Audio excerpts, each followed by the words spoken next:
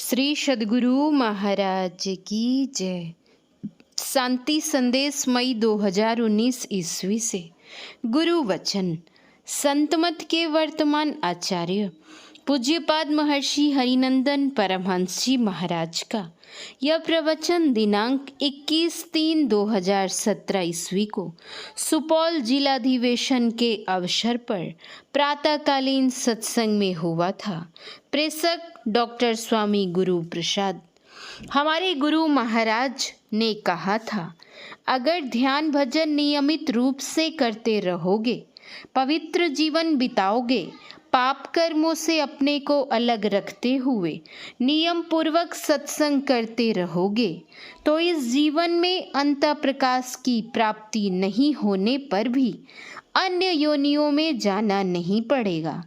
तब ध्यान भजन और सत्संग का यह संस्कार अगले जन्म में भी मनुष्य शरीर में ही ले जाएगा, अन्य योनियों में जाने नहीं देगा। नित्य नियमित रूप से ध्यान भजन सत्संग नहीं करेंगे तो संस्कार कैसे बनेगा? मन पर छाप किस चीज की होगी? तब भूलें हो सकती हैं, मन भ्रमित हो सकता है। आपने राजा भरत की कथा सुनी ही है। उनके मन में वैराग्य उत्पन्न हुआ। उन्होंने अपना राज्य पुत्र को सौंप दिया और स्वयं जंगल में तपस्या करने चले गए। जंगल में हिरन का एक बच्चा उन्हें मिला। वह छोटा प्यारा सा हिरन का बच्चा असहाय था। भरत ने उसे अपने आश्रम में ले आया और बड़े स्नेह से उसका पालन करने लगे। जल्दी ही हिरन का वह बच्चा उनसे हिलमिल गया। भरत भी उसे प्यार करते दुलारते। धीरे धीरे उनका स्नेह उसी बच्चे पर केंद्रित हो गया। बच्चा ही उनका संगी साथी हो गया। पहले तो वे राजा थे, राजभवन में स्त्री पुत्रादि में मग्न थे, लेकिन इस निर्जन एकांत जंगल में उनकी सारी ममता उसी बच्चे पर उतर आई। उनके देहावसान का समय आया तो उस अंतिम समय में उन्हें हिरन के बच्चे का ख्याल बना ही रहा। इसी से उनका अगला जन्म हिरन के रूप में हुआ। अंतिम समय में जो ख्याल होता है वही अगले जन्म का कारण होता है। उपनिषदों में भी आया है कि अंतकाल में मनुष्य के मन में जो जो भावनाएं उठती हैं उन्हीं के अनुरूप उसका अगला जन्म होता है। देहावसान समये चित्ते यद्विभावयेत् तत्तदेव भव्ये जीव इत्येव जन्म कारणम। योग सीखो उपनिषद। भगवान बुद्ध के समय की एक कथा है। बुद्ध के एक शिष्य थे। उन्हें किसी ने बहुत अच्छा वस्त्र दिया। उस वस्त्र को वे पहन भी ना सके थे कि अचानक उनका शरीर छूट गया। शरीर त्याग के समय उनका ख्याल उसी वस्त्र की ओर चला गया। वस्त्र की आसक्ति के कारण ही उनका अगला जन्म एक कीड़े के रूप में उसी वस्त्र में हुआ। भिक्षु की मृत्यु के समय दो अन्य शिष्य भी वहां उपस्थित थे। उन दोनों ने आपस में तय किया कि इस वस्त्र को हम दोनों आधा आधा बांटकर ले लेंगे। भगवान बुद्ध ने कहा, अभी वस्त्र को छोड़ दो। भगवान का आदेश दोनों ने मान लिया।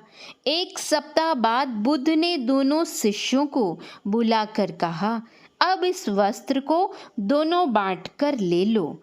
दोनों शिष्यों के मन में संकोच हुआ।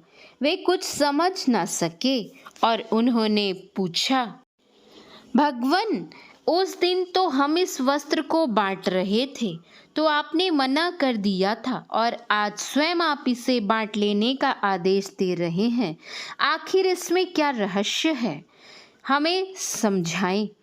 भगवान बुद्ध बोले, वत्स, यह वस्त्र जिस भिक्षु को मिला था वह इसे पहने बिना ही संसार से विदा हो गया, लेकिन अंत समय में उसका ख्याल इस वस्त्र की ओर चला गया। उस दिन तुम दोनों जब इसे लेने की बात कर रहे थे तो वह बहुत व्याकुल हो उठा और मेरा वस्त्र मेरा वस्त्र कह उठा। तभी मैंने तुम दोनों को रोका था। वस्त्र में आसक्ति के कारण वह इसी वस्त्र में कीड़े के रूप में पुनः उत्पन्न हुआ और 7 दिनों तक इसी वस्त्र में रहा। भोजन के अभाव में 7 दिनों के बाद उसने कीड़े का शरीर त्याग दिया है और अब अपने पूर्वकृत ध्यान भजन के संस्कार के कारण स्वर्ग लोक को गया है। वहाँ स्वर्ग सुख भोग कर वह पुनः जन्म लेगा और पूर्व संस्कार से प्रेरित होकर फिर ध्यान भजन में लग जाएगा। यह होता है ध्यान भजन करने का संस्कार। संस्कार रहने पर भी अगर ख्याल को समेट कर नहीं रख सकेंगे तो भूल हो सकती है, चूक हो सकती है और इसी के कारण कुछ काल के लिए अन्य योनियों में जाना पड़ सकता है। लेकिन जिनके पास ध्यान भजन का कोई संस्कार नहीं है, जो कुछ भी संचित नहीं कर सके हैं, उन्हें तो 84 लाख योनियों में भटकना ही पड़ेगा। अगर वे चाहेंगे कि मनुष्य शरीर ही मिले तो संभव नहीं है।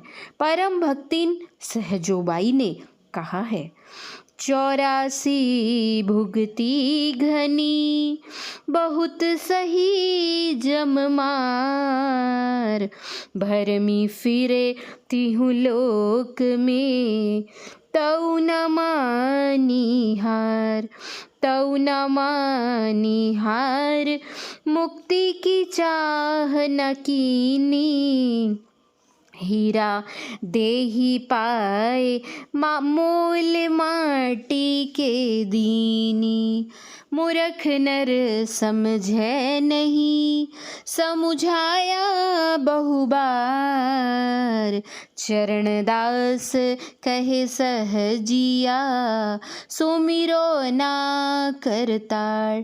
कहते हैं 84 लाख योनियों में बहुत बार घूम चुके, यम की बहुत मार खाई और यह हीरे जैसा मनुष्य शरीर पाकर भी इसका सदुपयोग नहीं किया तथा मुक्ति की चाहना न की।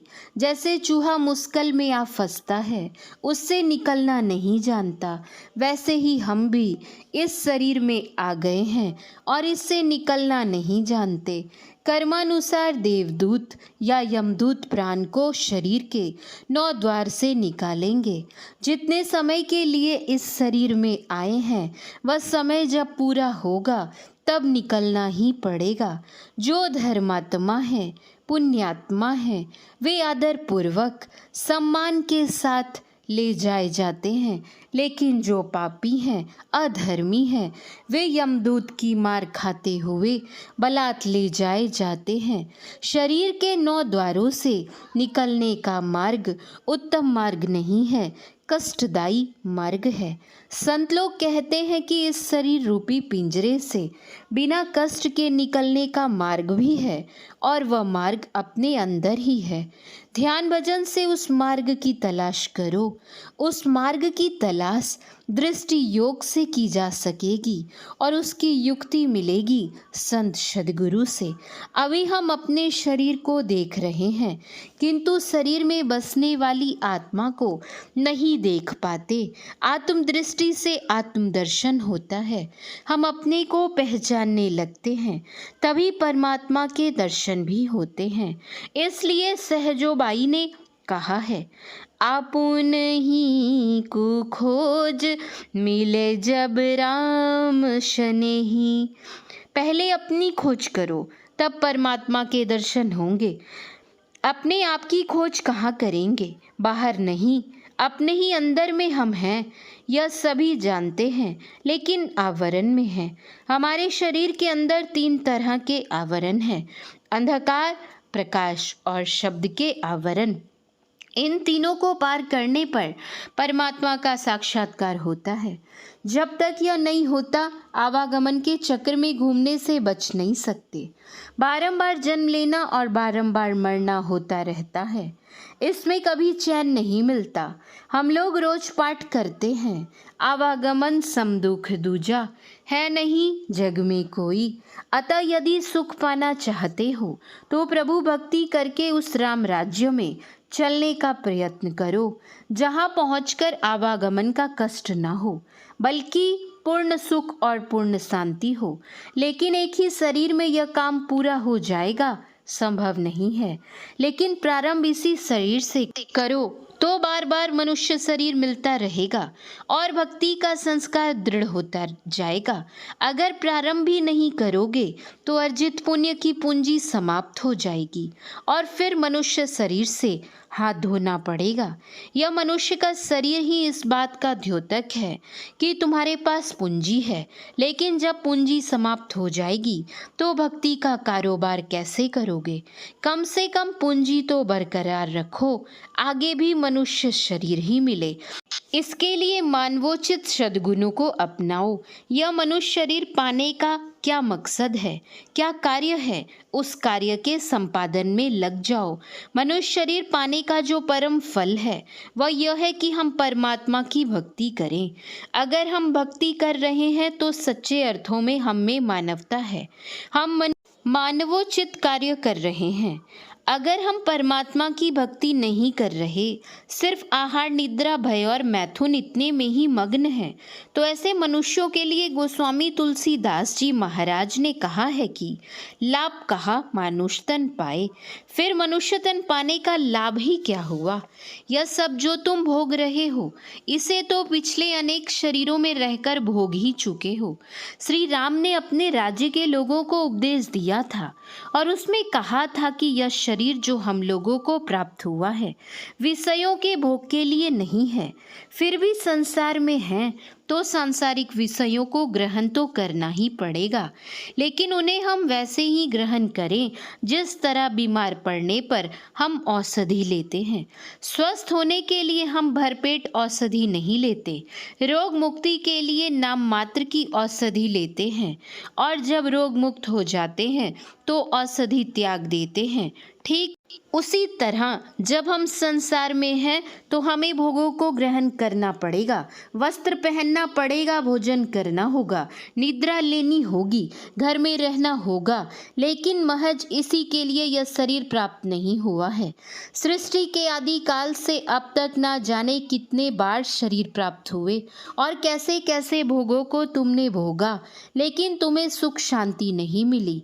संत कबीर साहब ने कहा है कि जगत पीठ दे भागरी। हम जगत को पीठ देकर कैसे भागेंगे? हमारे गुरु महाराज ने यही युक्ति बताई है। कहीं भागकर संसार से छूट सको, संभव नहीं है। सदगुरु से युक्ति जानकर अपने अंदर अंदर चलो, यही चलना, चलते जाना तुम्हें एक दिन पूर्ण सुख के साम्राज्य में पहुंचा देगा। श्री सद्गुरु महाराज की जय। महर्षि हरिनंदन परमहंस जी महाराज के प्रवचन का कुछ अंश पढ़ा गया है। श्री सद्गुरु महाराज की जय। श्री सद्गुरु महाराज की जय। श्री सद्गुरु महाराज की जय।